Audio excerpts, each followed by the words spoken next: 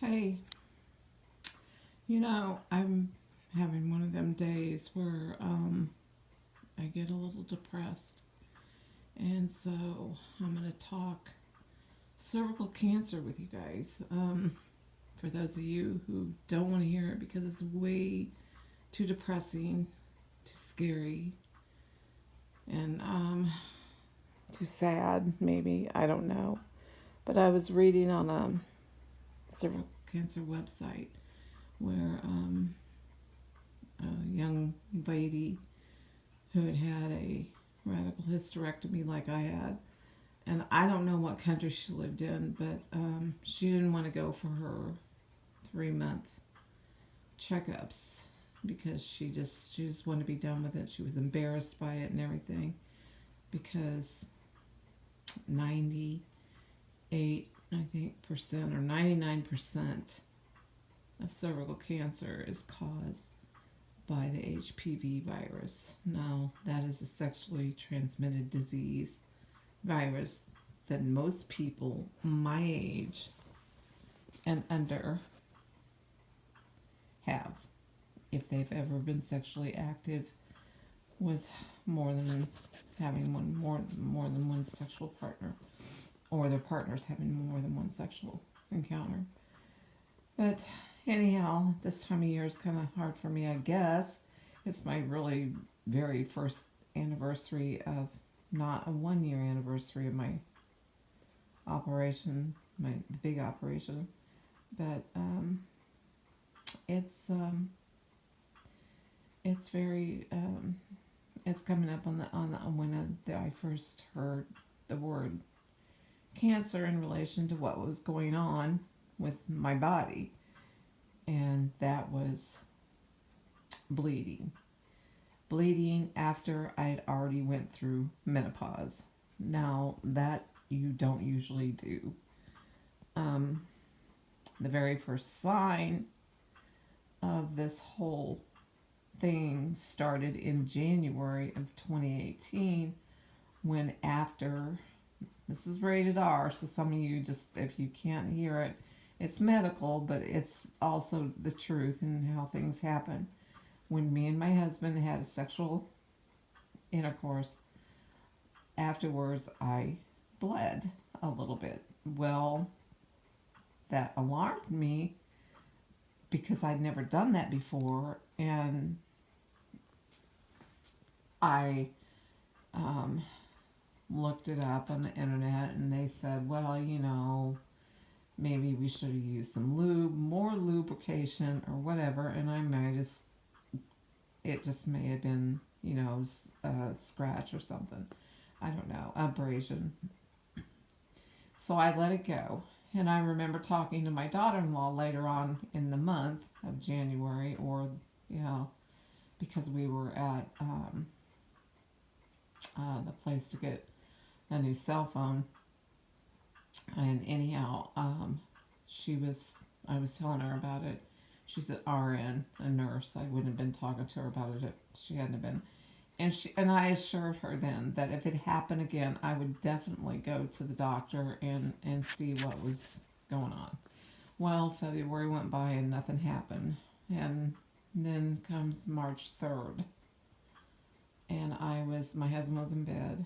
It was at night. Oh, excuse me, my allergies. Anyhow, I went to the bathroom and I peed. And when I wiped, there was blood, bright red blood on the tissue. And that was just bleeding for no reason at all. And when you've already went through menopause and you haven't bled in a long time, that is very alarming. And I totally freaked out and ran in and got my husband up out of bed and had him take me to the ER. It was late at night. There's no way I was getting to the doctor, but I wanted some sort of answer, some sort of something.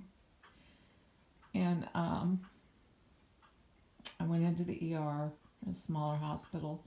It was an older gentleman, and he gave me a pelvic examination. There was two nurses in there too, and he told me that I just had an abrasion on my cervix, which I thought, okay, that's kind of weird, but I don't know how that could happen, but um, okay.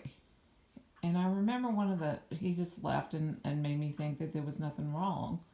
I remember one of the nurses looking at me and saying, you know, maybe you should go to your gynecologist and have it checked out. She said, I mean, I'm sure everything's all right because he said you just had an abrasion. It wasn't anything to worry about.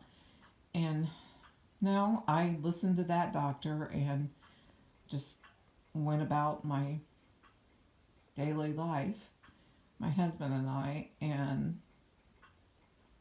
then on March 17th, I got up one morning, that morning, went to the bathroom again, and there was more blood.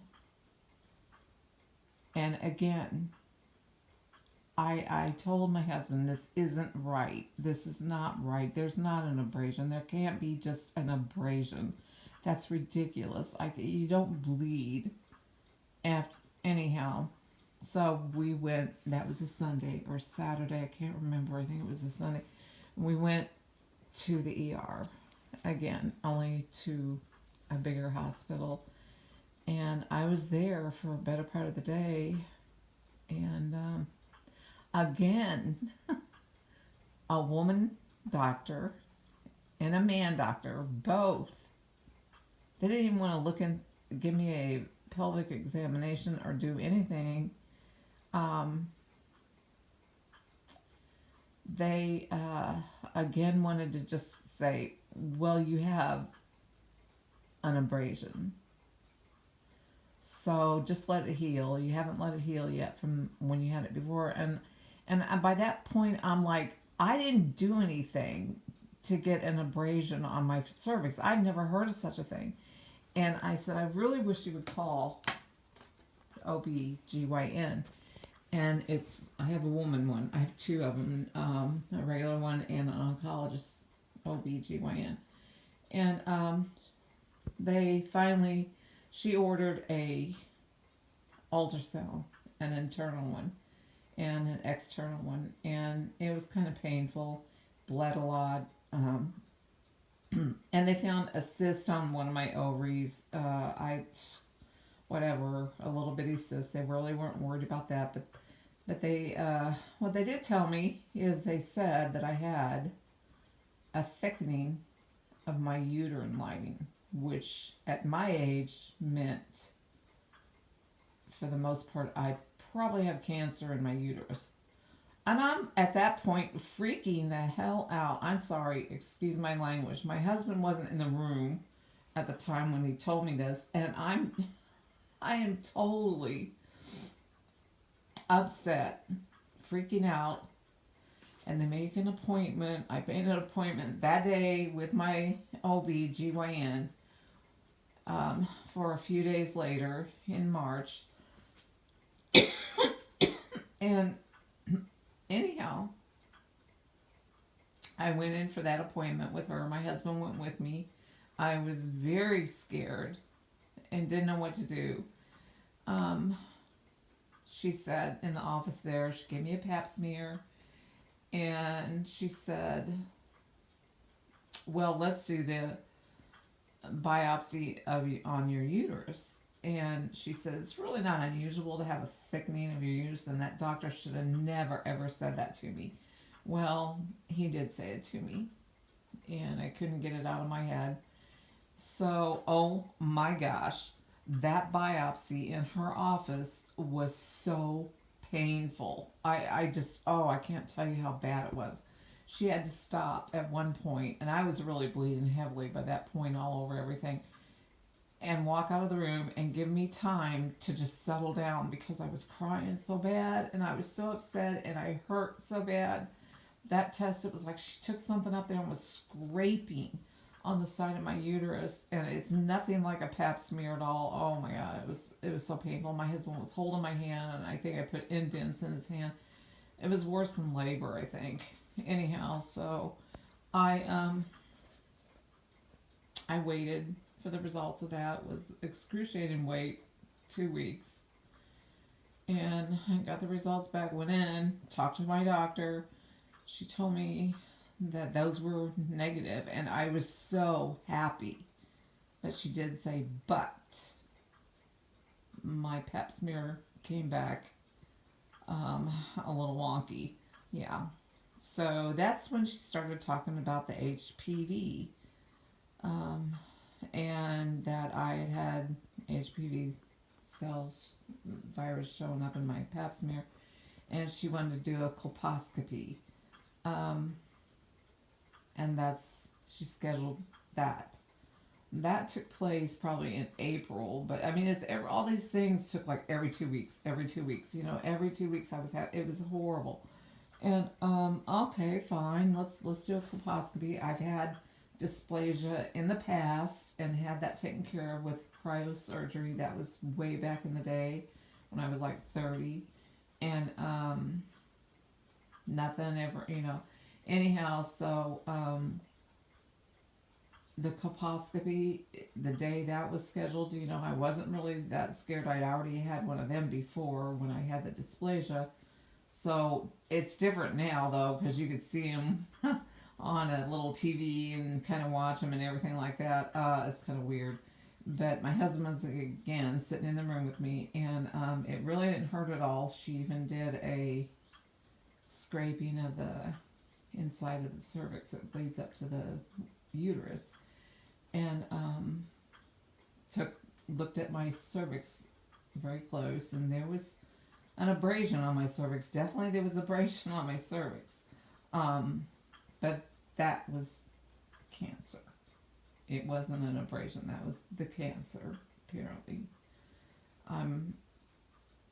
Anyhow, so she got the test results back from that, and it was obviously, she told me over the phone because I insisted on it. She wanted me to come in. I go, no, just tell me now. Just tell me. She said it's cancer. I'm going to refer you to a oncologist, an OB/GYN oncologist. She's really good, and she's at the cancer center here in Illinois. And so I went out to see Dr. oncologist. They set up an appointment, and she looked up in there, and she said she could see scar tissue from the very first time I ever had anything done, back when I was 30 years old, when I had dysplasia and had the cryosurgery. She could see the scar tissue from that. And I don't know. I don't think she took a biopsy. She didn't take a biopsy or anything then. She scheduled me. That was in May. She scheduled me for a cone biopsy, which you go into the hospital and you get put to sleep, and she takes a cone shape, pretty much to try to get the cancer out of your cervix, and chunk out of your cervix. And then also she did another colposcopy when I was put under and put to sleep, which I didn't want to be, and I was so scared. I just wanted to be numb from the waist down, which that's what they did, and they still put me to sleep. It was stupid. And anyhow, so she did a number of things then, another uterine biopsy. And in between that time, though, I had to go in for a CT scan and no, after that, I guess. No, I'm sorry. So that came back positive for cancer, and she said it was just that it fell apart and she couldn't get it all, and I don't know. She couldn't get clear margins. I don't exactly know, because I was just out of my mind with fear, and I don't know, with fear and anger, and just, I didn't talk a whole lot then. I was so afraid, and so I felt alone. And then I was scheduled for a CT PET scan, petrifying. I mean, going in that machine, I didn't know what they were going to find. I was just, all these tests, blood test, CA-125, which that came back fine, and my the CT scan, thank God, and the PET scan came back no, there was nothing involved in my lymph nodes or anything, and it was pretty much contained in my cervix, stage 1A2. So because the tumor in my cervix apparently was over 3 centimeters, it was 3.5 centimeters, and she wanted to do a radical hysterectomy with that, and that meant taking out my cervix, my uterus, my tubes, my ovaries, the perimetrium, which is the tissue surrounding my uterus and cervix and everything in there, 21 lymph nodes, and a part of the top of my vagina. So that was done on September 11th, 2018, and a couple weeks later I got the all clear that everything was fine, that they got it all. None of the lymph nodes were involved, and I think everybody else was a lot happier than me. Not that I wasn't grateful that, oh God, that was over with. I was so afraid of that surgery, so afraid, and I was put to sleep, and I was only supposed to be in there overnight because I had the Da Vinci method, which turns out that that's not a real good method to have. But you read up about the Da Vinci method in early stage cervical cancer. But I was in the hospital for almost 3 days because I was so sick from the anesthetic. I was puking, I couldn't eat, it was horrible. I have 5 incisions on my belly from it, and they still are kind of tender in that area. But now I have to go every 3 months for the first year, every 4 months for the second year, and then after that I guess it's every 6 months, and I don't know, because she didn't tell me if I'm old. I probably won't even live that. I don't know. I have no clue. All I know is that every 3 months I have to go in there for another painful pelvic examination, and then I have to I have to get my mind right, because I've got all these things, every little thing that goes wrong. If I pee different, if I have a little tiny pain anywhere, I think, oh my God, it's back. Every time I go to the bathroom, I'm afraid there's going to be blood again. I don't know where it would come from, but all right, I guess it can happen. That's one of the symptoms. The chances of it returning is very slim, but it's there. You always think of that story of the, I don't even want to talk about that, but anyhow, that's where I'm at, and I've got a long way to go, and I just pray every day. Cancer took a lot for me. One, my husband now is not my first marriage. My first marriage ended in my husband of over 20 years dying from cancer. This husband, my second husband here, I've been married to for 14 years, and he's been so good with me in this whole process, because our sex life has taken the biggest tumble. It's very painful. Let's just say that. It's painful. The doctor says, well, she can send me to a sex therapist. I don't need a sex therapist. I need something, I don't know, maybe some numbing agent up there. It's just, it's really painful. Every morning I wake up, that's the first thing I think about. And I know I should think and live each day as just that God gave me another day, another chance, and I'm gonna hope that He's keeps giving me those chances, and then this thing doesn't return, and just cause more problems and more problems, and maybe the death of me. I don't know. I don't want that to happen. I just pray and pray and pray. That's why I have my little prayer box over here. And every day, or not, and some days I don't, but I write in it. I just open it up and write on the piece of paper, just today, get me through this day. Anyhow, I'm sorry to bother you with all this, but let me tell you again, you guys, go get your pap smears, get checked. Don't be ashamed if you have HPV or anything like that, because the earlier they get it, the better chance you have. Don't wait around. Don't put it off. Don't let them tell you you don't need it. You do need them.